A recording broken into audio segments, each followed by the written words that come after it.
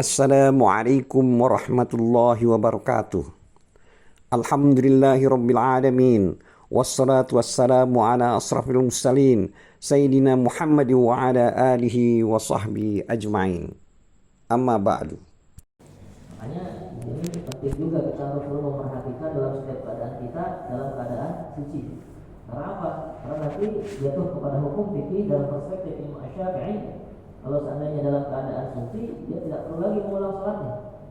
Jadi cukup mengusapkan saja ke atas perban itu airnya. Sedangkan yang kedua, jika kana al-udhu min a'dha'i tayammum wa wudi'atil jabiru 'ala taharatin. Lain halnya kalau seandainya seseorang itu meletakkan perbannya itu di atas anggota tayammum.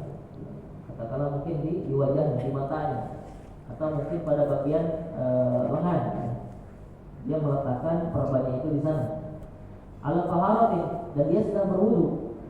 Fa 'alaihi ayyatawadda, maka hendaknya dia untuk melakukan wudu kalau pada anggota tayammum perbannya itu. Tsumma yatayammam hadzal 'udhu.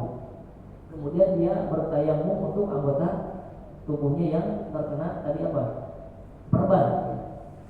Wa yu'idu shalawat allati shallaha bil jabirah. Tapi dia mempunyai ketentuan untuk mengulang lagi salatnya selama dia waktu itu memakai perban itu. Mungkin kalau selama seminggu, dia ulang salatnya itu selama 1 minggu.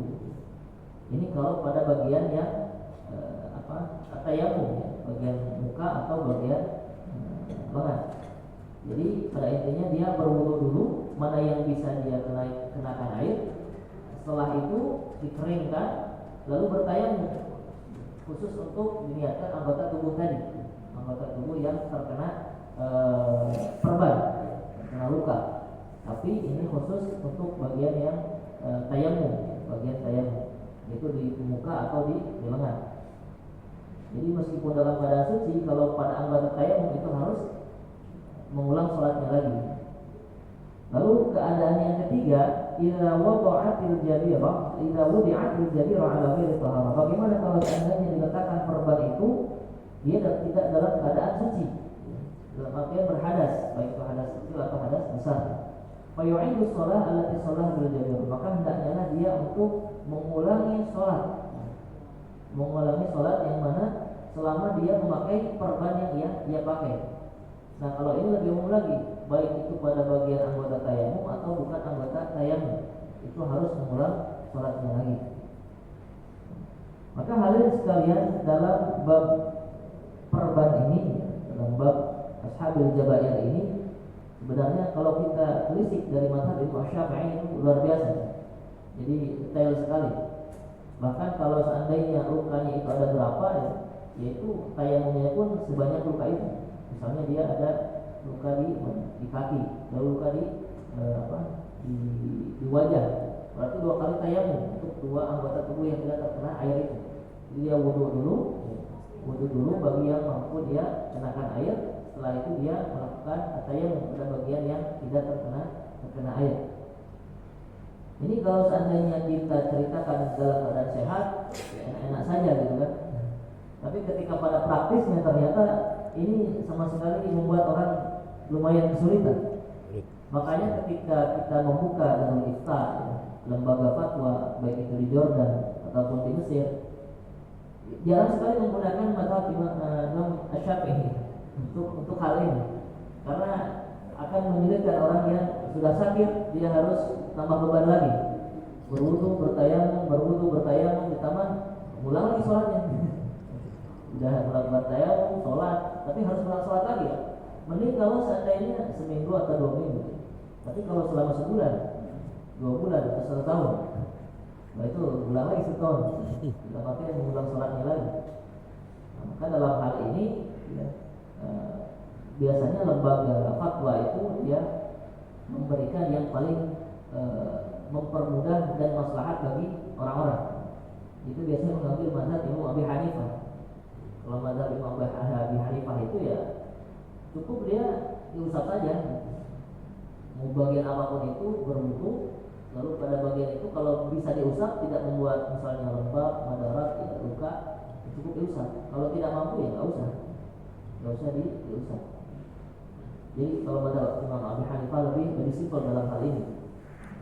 Cuman kalau mungkin lebih ihtiyat, lebih kehati-hatian kita itu, Imam Syafi'i kan ketika ada suatu permasalahan dalam fikih, biasanya suka diambil yang paling ihtiyat, yang paling detail.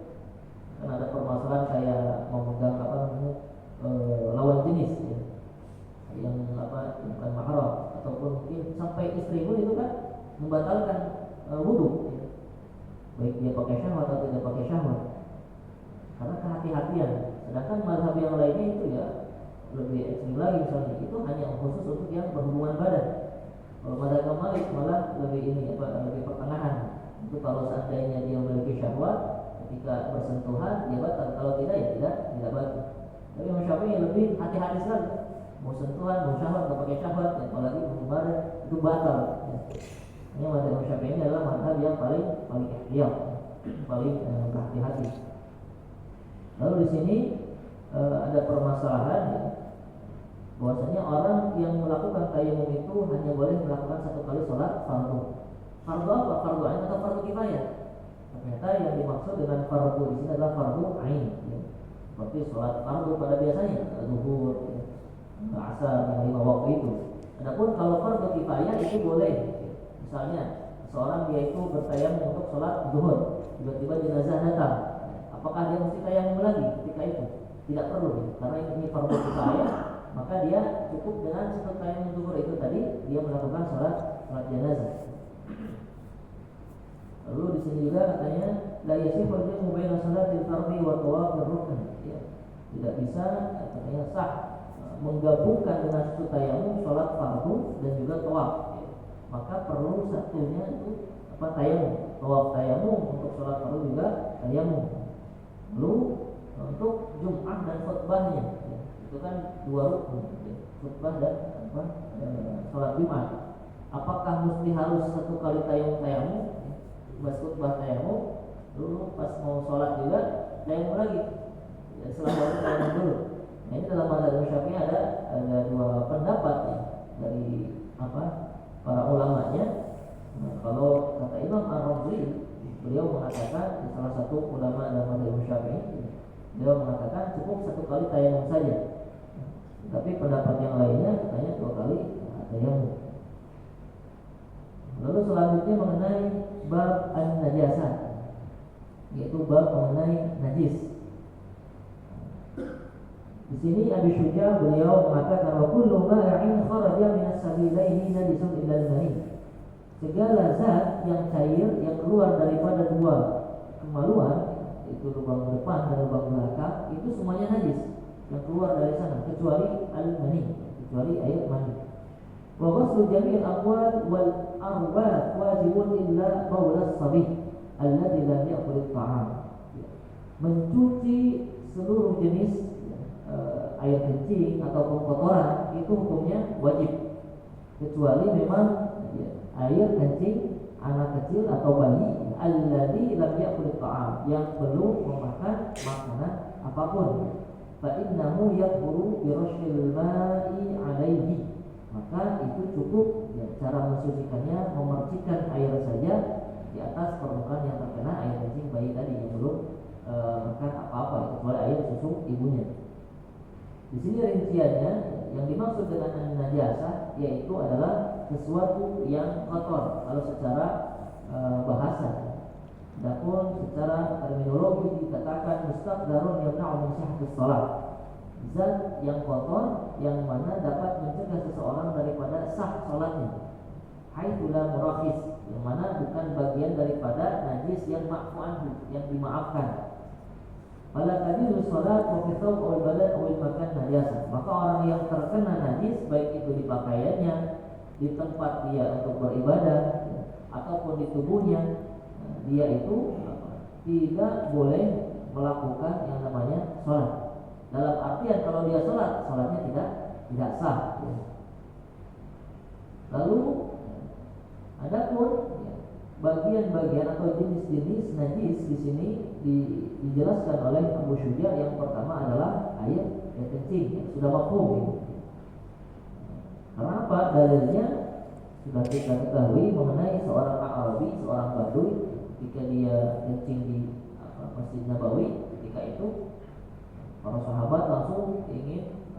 mencegahnya, bahkan ada yang sampai ingin memukulnya. Rasulullah menahannya, biarkan dulu dia selesai kencing.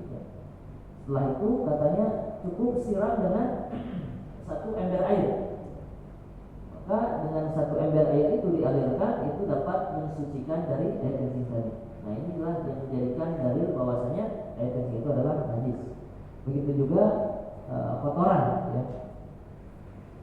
Lalu al-wadi itu kemarin sudah pernah dijelaskan. Ada wadi, ada mani, ya.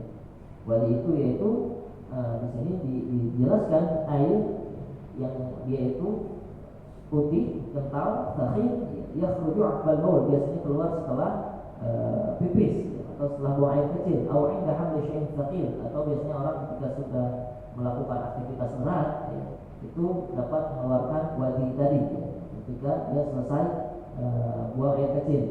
Lalu al-madhi, ya, itu juga tergolong ya najis, ya, yang mesti dibasuh. Itu air yang yang benih yang keluar, ya, ketika apa? Ya, ketika munculnya syahwat. Lalu ada al-qai. Al-qai itu muntah. Muntah ini juga termasuk najis dalam mazhab Imam Syafi'i, tapi tidak membatalkan wudu. Karena ada mazhab yang lain ketika keluar muntah itu batal wudunya. Kalau Imam Syafi'i wudunya tidak batal, tapi dia tetap najis. Harus dibersihkan dahulu dan dia tidak perlu untuk berwudu lagi ketika muntah. Ya. Dalilnya di sini katanya wa huwa ma yakhruju minal ma'idah at-tariq al-fam, itu yang keluar daripada al-ma'idah, daripada lambung, ya, melalui mulut. Wa huwa minal qawalat wa qad dalla 'ala najasatih. Bahwasanya ada hadis bahwasanya Rasulullah SAW pernah memerintahkan Ammar bin Yasir radhiyallahu anhu yaitu tidak taubahu minhu, untuk mencuci pakaiannya yang terkena oleh muntahnya. Ini diriwayatkan oleh Imam Tabrani di Kabir. Lalu yang najis itu juga ada ad-damul al-masfuh, dan atau air yang mengalir. Ai as-sa'il, yang mengalir, wa hukmuhu najasa wa kana min as-sama'. Jadi yang namanya darah itu, darah yang mengalir itu najis, meskipun itu dari hewan yang tidak najis seperti ikan. Ikan kalau darahnya ifrat, nah itu najis darahnya. Fa'an Abi Hurairah radhiyallahu anhu anna Khawlah bint Yasar, dari Abi Hurairah bahwasanya Khawlah bint Yasar radhiyallahu anha pernah mendatangi Nabi sallallahu alaihi wasallam, lalu beliau mengatakan, wahai Rasulullah, innahu laisa li illa thawbun wahid. Saya tidak memiliki baju lagi kecuali hanya satu baju ya Rasulullah, sedangkan saya sedang haid. Fa kaifa asna'? Bagaimana saya harus bersuci? Faqala idza tatahharti faghsilih. Lalu Rasulullah menjawab, kalau seandainya sudah suci dari haid, cukup cuci pakaian yang terkena darah tadi.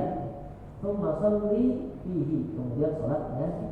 Faqalat, lalu ditanyakan lagi, fa idza yakhruj dam, kalau tidak keluar darah bagaimana? Yakfiki ghusl dam wala yadurru atharuhu. Maka cukup kalau ada darah ya cuci, kalau enggak perlu. Kalau saya sudah dicuci masih ada bercaknya, ya karena sulit, ya nggak apa-apa kan. Lanjutkan saja sholatnya. Jadi dalam hal ini misalnya kita terkena pakaian kita darah apa itu, sapi atau apapun itu, cukup kita cuci saja. Kalau masih ada bercaknya ya nggak usah sampai harus benar-benar bersih. Sampai bersih itu afdal, lebih utama. Tapi kalau seandainya memang kita sulit, ya, dan Islam tidak memberatkan, itu cukup cuci sebisanya, lalu sholat dengan pakaian kita yang terkena darah dan yang masih ada sisanya selama sudah dicuci. Lalu ada yang namanya al-qaih. Qaih itu kalau diartikan yaitu semacam nanah, ya. Nanah itu termasuk najis, maka seorang harus membersihkan dari najis itu. Lalu al-quruh, ada al-quruh atau luka. Nah, di sini dikatakan ada keterangan luka kalau seandainya sampai menyebabkan bau busuk misalnya, atau bau yang tidak enak, ya, maka itu najis. Tapi kalau tidak sampai ada dari luka itu bau atau apapun itu, maka dia itu suci. Seperti apa katanya? Seperti keringat pada umumnya. Adapun hukum menghilangkan najis ini apakah sunnah, mustahab? Ya. Maka di sini katakan hukumnya adalah wajib. Wajibun indal qiyam ila shalah. Wajib. Tapi kapan? Ketika dia memang hendak melaksanakan sholat, wajib dia suci daripada najis-najis tadi. Wal aslu fi alati taharah al-ma, dan untuk menghilangkannya ya dengan menggunakan air. Adapun perkara air kencing bayi, kita mungkin pernah belajar fikih, ada najis yang namanya mukhaffafah. Najis mukhaffafah atau najis yang ringan yang cukup diperciki dengan air, yaitu dalam mazhab Syafi'i hanya cukup air kencing bayi saja. Syaratnya apa? Nah, di sini syaratnya pertama yaitu harus bayi laki-laki, kencing dari air bayi laki-laki. Lalu ayyakuna as-sabi lam yablugh amain, anak kecil tadi belum sampai usianya 2 tahun. Masih 1 tahun, misalnya katakan 1 tahun 11 bulan. Itu masih bisa. Ayyakuna as-sabi lam yablugh ta'am, anak kecil tadi belum memakan apapun dan juga belum minum air putih. Dalam artian minumnya itu seperti minumnya orang dewasa yang membutuhkan air putih. Adapun pengecualian yustasna min ta'amis sabi al-laban, kecuali air susu ibunya, walau lam yakun min ummi, meskipun air susu ibunya meskipun air susu itu bukan dari ibunya, itu boleh. Itu masih dia ada rukhsah. Nah, tidak nyusu pada ibunya tapi nyusu pada misalnya orang lain. Itu kan dikatakan as-sabi, anak kecil yang kalau seandainya pipis dia itu bisa cukup diperciki saja pada bagian yang terkena itu. Lalu bagaimana kalau seandainya tercampur, misalnya pakai gula atau apa, susu ibu tapi dikasih gula atau apa itu campuran? Nah, itu katanya tidak bisa dan harus kalau seandainya dia minum dengan campuran yang lain, ya, pakai creamer atau apa, ya, nah itu harus dicuci karena sudah masuk benda asing ke dalam tubuhnya. Kaidah hisab air abdawan. Begitu juga dikecualikan kalau anak kecil tadi misalnya minum obat itu sampai biasanya pun bawa obat. Kalau hal seperti ini, ya, tetap dia masih ada rukhsah, diperciki saja karena obat ini pengecualian, tidak termasuk sebagai makanan. Lalu syariat Islam juga seperti tadi, wa ma ja'ala 'alaikum fid din min haraj, tidaklah Allah menciptakan agama Islam ini untuk menyulitkan hambanya. Maka dalam hal ini juga, dalam bab najis ini, tidak sepenuhnya najis itu harus benar-benar kita ini 100% hilang. Ada memang najis-najis yang memang kita ini sulit untuk menghindarinya, sehingga ada istilahnya yang dinamakan al-ma'fu anhu, najis yang dimaafkan. Ada najis yang dimaafkan. Lalu apa saja itu? Di sini Abu Syuja beliau mengatakan wala yuqa an syai'in min an-najasat illa liyasira min ad-dam. Jadi tidak dimaafkan sesuatu yang najis kecuali hanya sedikit saja, baik itu daripada darah ataupun qaid, ya, nanah, ya.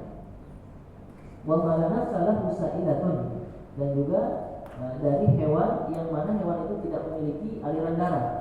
Dalam artian darahnya tidak mengalir seperti hewan pada umumnya. Idza waqa'a fil ina, kalau seandainya hewan atau serangga, ya, biasanya kan serangga yang memiliki aliran darah.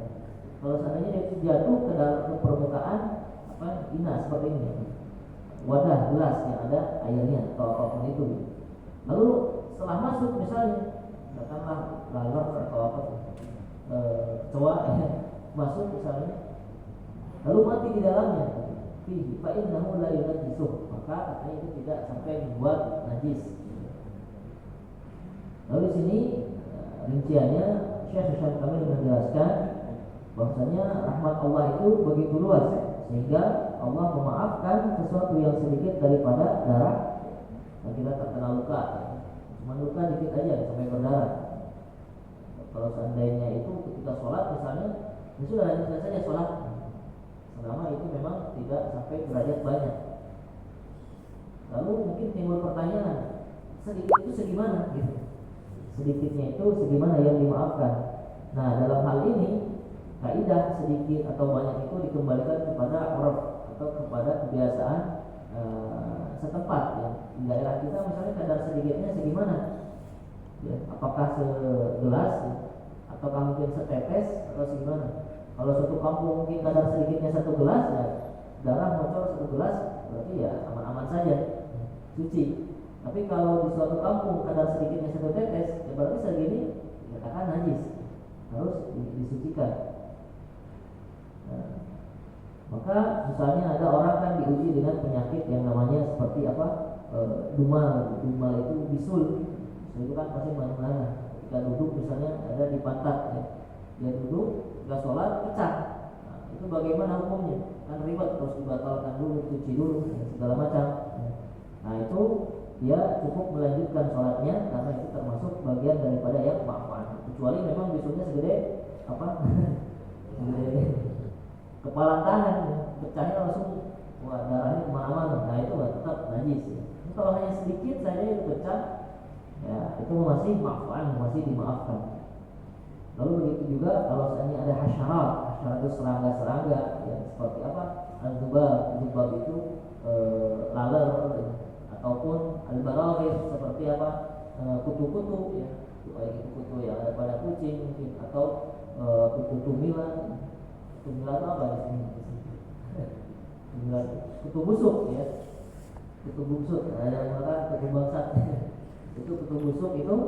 Nah, kalau seandainya dia itu mungkin mengenai pakaian kita, kan biasanya pecah tuh, ada darahnya, ya. Apakah itu najis atau tidak? Selama kadarnya memang kita anggap sedikit, yaitu ma'fan. Karena dikatakan katanya biasanya darah yang masuk itu kan bukan darah punya serangga itu, tapi darah memang bekas sedotannya, ya. Sedotan daripada tubuh kita. Maka itu katanya dimaafkan kalau dari serangga-serangga tadi. Lalu kalau seandainya dia itu jatuh ke dalam air, apakah airnya itu menjadi najis atau tidak? Maka di sini diambil kesimpulan kalau seandainya dia itu jatuh sendiri lalu mati sendiri di dalamnya, nah, itu tidak menjadikan najis. Tapi kalau seandainya kita sengaja misalnya bunuh lalat lalu jatuh ke sini, ya itu najis. Yang menjadikan najisnya itu adalah karena dia menyengaja menjatuhkan itu di atas air, maka itu dapat menajiskannya. Ya sama seperti apa? Air ya. Air kalau seandainya itu secara alami misalnya jatuh pohon daun ataupun dia itu bau tanah ya karena memang ada lumpur di bawahnya. Itu kalau secara alami tidak membuat air itu misalnya kotor, tidak mensucikan. Tapi kalau kita sengaja lempar tanah sampai airnya keruh, nah itu dapat menjadikan air itu tidak bisa mensucikan. Lalu dengan najasat al-ma'fu anha di antara najis-najis yang dimaafkan, oleh tadi kan Abi Syuja menyebutkannya sedikit saja. Ini ditambahkan oleh Syekh Hisham yaitu dulul fakihati wa dulul khudri wal jubni. Kalau ada cacing misalnya di apel atau di buah-buahan, atau juga ada cacing pada cuka atau cacing pada juben itu keju ya, maka dud tadi itu tidak menjadikan makanan itu najis, tidak menjadikan makanan tadi najis.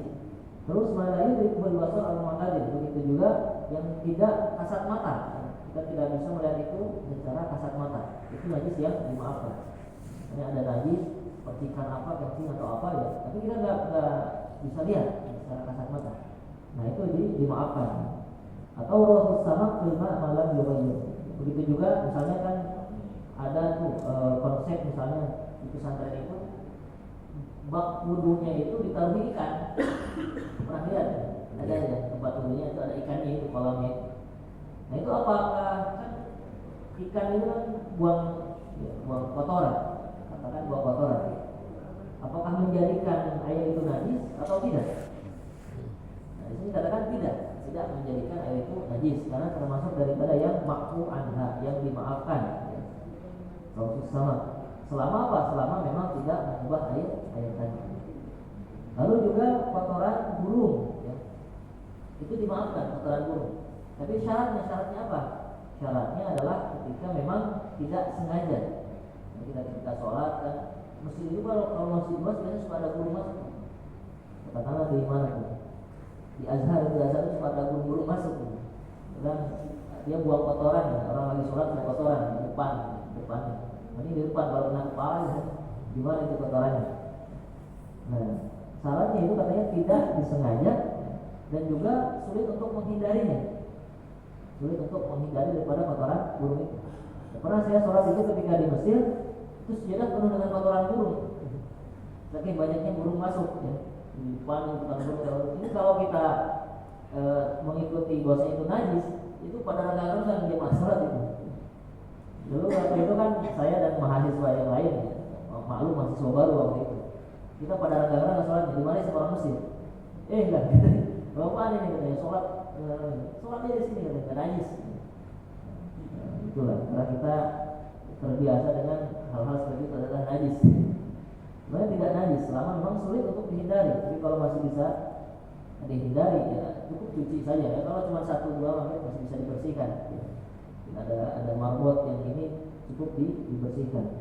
Tapi kalau memang sulit untuk dihindari itu masih masuk dalam kategori yang dimaafkan, bisa dimaafkan. Tapi kalau mazhab lain itu ya sama sekali tidak najis malahan.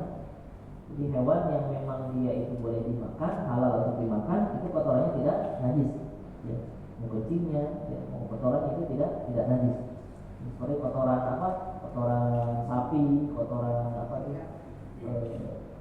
kambing itu tidak najis. Kalau mazhab lain, saya pernah sholat juga di samping orang yang tukang ayam, itu bau besar ya, kotoran ayam nempel semua di bajunya. Dia ikut sholat di samping saya, aduh. Secara fikih mazhab itu memang tidak najis, tapi kan mengganggu. Makanya ya tetap dianjurkan meskipun kita mengaku itu tidak najis untuk bersuci, karena dapat tidak unas atau membuat orang merasa terganggu dengan yang itu. Begitu juga dukhan najasah wa mubarak.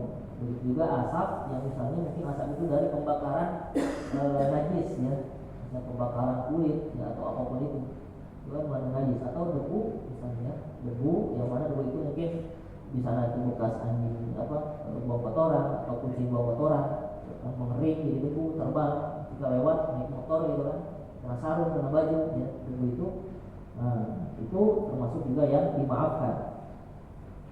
Al-ma'i as-sa'il min famin naim. Begitu juga yang mengalir daripada mulut orang yang tidur. Apa itu? Giler ya, giler. Kalau istilahnya ada yang disebut jigong ya. Nah, itu hal-hal kayak gitu itu katanya ini juga ma'fu anhu ya. Kalau memang seseorang itu diuji. Jadi dalam artian itu kalau dia tidur masih giler gitu. Ya. Itu tidak najis. Tidak boleh lebih insan akan payokan, maka dimaafkan. Lalu itu juga tali cucian kan misalnya orang cuci itu kain lap misalnya, lapnya bekas musim misalnya kencing atau apa yang ditaruh di jemuran. Lalu jemuran itu mungkin bekas tadi apakah dia itu najis atau tidak? Karena mungkin sudah terkena matahari, sudah kering tidak terlihat, maka katanya itu termasuk yang dimaafkan ya, karena apa? Karena matahari itu dapat mengeringkan dan mensucikannya. Lalu al-ma'ul ladzi wasala bihi najasah min badan aw thawbin in fasalah. Ada yang namanya mengenai pembahasan air ghusalah, air bekas cucian. Apakah air bekas cucian itu najis atau tidak? Misalnya tadi ya, kencing kita siram dengan air ya. Kencingnya mungkin sudah terbuang, lalu ada sisa-sisa basah di sini. Apakah itu juga termasuk najis atau tidak? Dikatakan di sini kalau seandainya sampai tidak merubah warnanya, baunya, begitu juga beratnya, artinya air kencingnya sudah terbuang, ya. Tinggal sisa air yang bersihnya saja. Nah, itu tidak dianggap sebagai najis, tapi suci. Ya.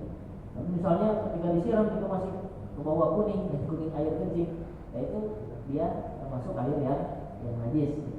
Ada Allah Taala shawab. Assalamualaikum warahmatullahi wabarakatuh. Waalaikumsalam. Nanya Ustaz untuk penjelasan lagi. Yang tadi kalau menurut Imam Syafi'i tadi kan, ya. Kalau misalnya diperban misalnya di lengan. Nah, nanti kalau misalnya tapi banyak nih lengannya kan mungkin karena kan motor lengannya luka, ini luka, kakinya luka ya, jadi 3 kali kan. Berarti kan tayamumnya 3 kali juga tadi ya. Iya. Nah, tapi wudunya tetap sekali.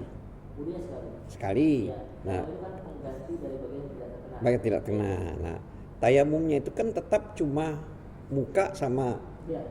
ini aja kan, pergelangan kan. Jadi berarti 3 kali kan ya. Ya. Walaupun sudah kena debu kan belum dipakai segala macam gitu kan. Nah, sesudah itu tadi, ini menurut Imam Syafi'i tadi ya, sholatnya juga harus diulang. Diulang ketika memang misalnya dia tidak perbannya itu bagian anggota tayamum. Ya. Oh, kalau misalnya Tapi kalau bukan di bagian anggota tayamum, tidak perlu diulang. dia dalam keadaan suci meletakkan perbannya, tidak perlu mengulang sholat. Oh, yang mengulang sholat itu kalau dia perbannya di atas anggota tayamum. Oh, di atas kotor. Muka atau tangan. Muka atau tangan. Jadi baik dia dalam keadaan suci atau tidak itu tetap diulang. Oh, gitu. Tapi kalau di kaki dia meletakkannya dalam keadaan suci, itu tidak perlu diulang. Tidak perlu diulang. Karena bukan anggota tayamum. Oh, tapi artinya yang diulang itu kalau pada saat dia memakai perban itu tidak dalam keadaan suci. Iya. Tapi kalau dia ada keadaan suci, Tidak perlu mengulang. tidak perlu. Nah, itu udah apalagi tadi yang mau ditanya tadi. Kemudian ada mungkin pendapat, mungkin ada yang bertanya gue, kalau memang masih diulang, nah nanti dia nggak sholat, kan percuma juga kan nanti 2 kali kan, lebih baik misalnya nunggu sudah habis seminggu baru sholat, apakah itu diperbolehkan? Itu kan siapa tahu kan ada yang misalnya ini, kan percuma juga nanti diulang, atau tetap dia melakukan sholat walaupun ini harus diulang begitu kan? Ini kalau Syafi'i tadi kan. Kalau Hanafi itu tidak perlu ya. Kalau mazhab Syafi'i memang saking detail dan kehati-hatian, ya sholat harus tetap dijalankan sebagai ihtiram waktunya itu. Ihtiram dalam penghormatan waktu. Tetapi juga dalam keadaan yang lain, dia kan tidak dalam kesempurnaan sholatnya. Dalam artian ada hal-hal yang dia tidak sempurna ketika bersuci. Maka mesti dia itu mengulang sholatnya lagi dalam keadaan yang sempurna. Jadi ini bisa dianalogkan kalau misalnya bukan masalah tayamum tadi. Misalnya saya dalam perjalanan, celananya bekas kotor, najis lah, bukan kencing, kan. Waktu sholat, tapi kita kan misalnya dalam mobil nih, ya. Waktu sholat kalau kita terus nunggu sampai mobil itu, misalnya asar lah ya, habis waktunya. Di jamak nggak bisa kan, maghrib sama itu kan. Nah, ini asar nih. Nah kita pada saat itu kalau menurut Syafi'i ya harus sholat walaupun dalam keadaan najis gitu. Ya, tapi nanti diulang lagi gitu. Ya. Kalau untuk mazhab Imam Syafi'i memang ada yang namanya hurmatul waqti. Kita ada firman Allah fattaqullaha mastata'tum. Takwalah sesuai dengan kesanggupan kita. Kalau saat itu kan kita tidak mampu dalam keadaan suci, ya sudah sholat sesuai kemampuan kita. Maka ada kaidah fikih la yudraku kullu la yudraku kullu. Kalau nggak bisa dilakukan semua, ya jangan tinggalkan semua. Oh, tapi tetap nanti diulang. Soalnya kan banyak terjadi, terutama saya dengar ibu-ibu ini kan banyak alasan, aduh aku ini kotor di rumah aja gitu kan ya. Ini pakaian saya kotor karena tadi ke WC nggak ada airnya kayak begitu kan, atau gimana. Nah, padahal ini kalau nunggu di rumah itu sudah misalnya perjalanan jauh naik bus, udah lewat itu. Nah, jadi mereka itu nggak pada sholat kadang-kadang. Ini kan banyak gitu. Iya, nanti aja di rumah. Ya nanti di rumah kan berarti kan sudah lewat. Nah, jadi sebaiknya tetap dilakukan. Hanya nanti sampai di rumah diulang lagi. Gitu. Kalau mazhab lain, enggak. Kasus yang seperti itu. Kita di sana ada pembahasan mengenai sepertinya sudah pernah saya sampaikan orang yang sholat orang di penjara. Kalau zaman dulu kan penjara itu kan sempit, maka tidak disediakan pembuangan air. Ya istilahnya makan di sana, buang kotoran di sana. Sehingga dalam keadaan najis lah. Orang seperti itu bagaimana hukum dia sholat? Ini ada beberapa pendapat. Ada pendapat yang mengatakan ya cukup dia sholat semampu dia dan tidak perlu diulang.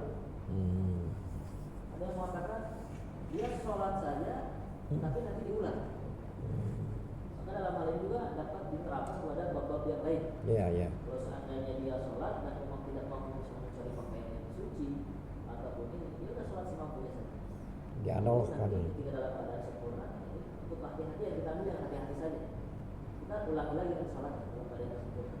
Dalam artian kita kodok salat. Kodok berarti. Iya. Bukan niat-niatnya ulang sholat atau gimana? Boleh dengan niat yang ada di sholat. Saya mengulang sholat yang misalnya dalam keadaan saya tidak sempurna sebelumnya, boleh. Kalau saya niat kodok sholat, Kalau kita nggak ulang, sah. tidak ulang, tergantung kita mau ambil pendapat. Mazhab mana?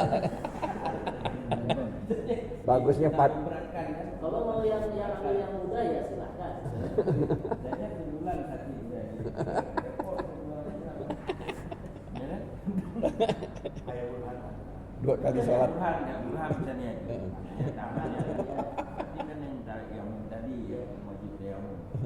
Itu setelah kita tayamum jangan sholat. Nanti harus ulang sholat itu lagi atau gimana maksudnya tadi? Ya ulang sholat dalam keadaan kita memang kita tidak sempurna. Ya kalau kita bisa diperban, perban seluruh tubuh, seluruh tubuh diperban selama katakanlah berapa 6 bulan. Itu kalau kita ambil matahari Imam Syafi'i juga mengatakan 6 bulan sholat. ulang saya 6 bulan itu. Kan ya orang-orang digigit di rumah sakit Iya, iya. jantung gini kan? Ya, Nah. Nggak habis bisa. sholat zuhur, sholat di foto lagi sholat zuhur. Jadi maksudnya tadi sekalian misalnya. Nah, waktu mengulangnya itu apa bisa dikumpulkan? Nah, misalnya begini. Zohor saya tuh 2 kali misalnya nggak lewat, asar 2 kali, ya, kemudian isya 2 kali.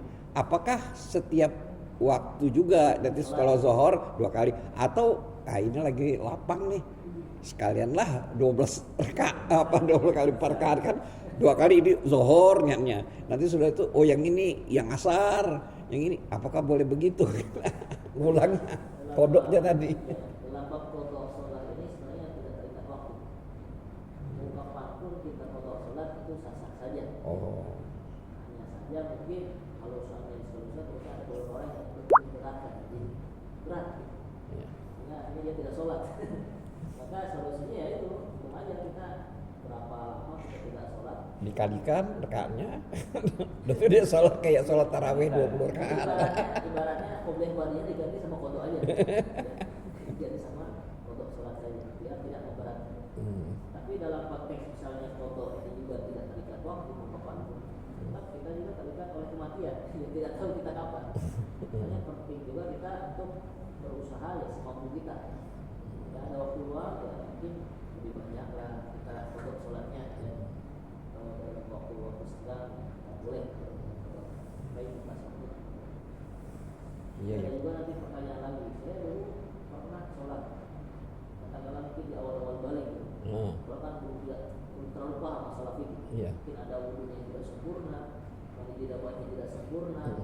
Sholatnya bolong-bolong. Ya, sholatnya bolong-bolong. Boleh nggak di ini gitu kan? Sholatnya bolong-bolong. Itu gimana? Mungkin dia ragu, baru gimana ya saya dosanya banyak banget. Baru sadar setelah dia mungkin kaji fikih segala macam. Kalau seperti ini bagaimana? Mungkin cukup kehati-hatian.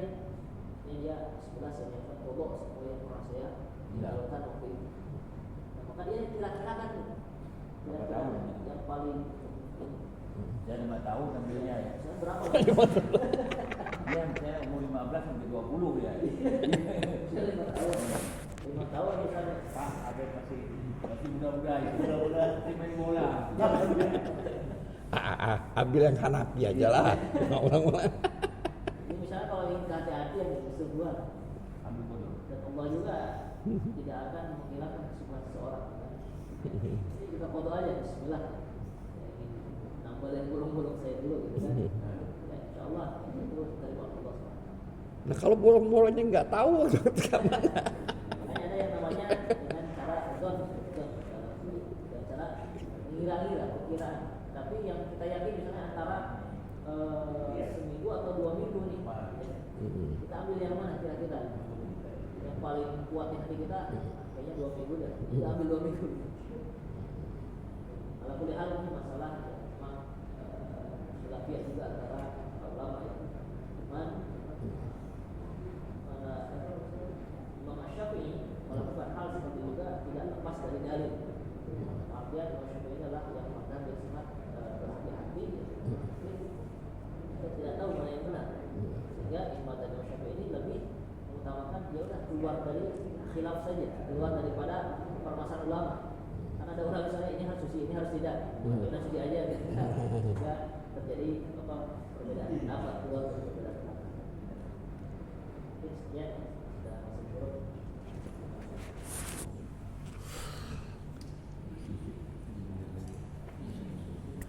Wallahu a'lam bissawab. Wabillahi taufiq wal hidayah. Wassalamualaikum warahmatullahi wabarakatuh.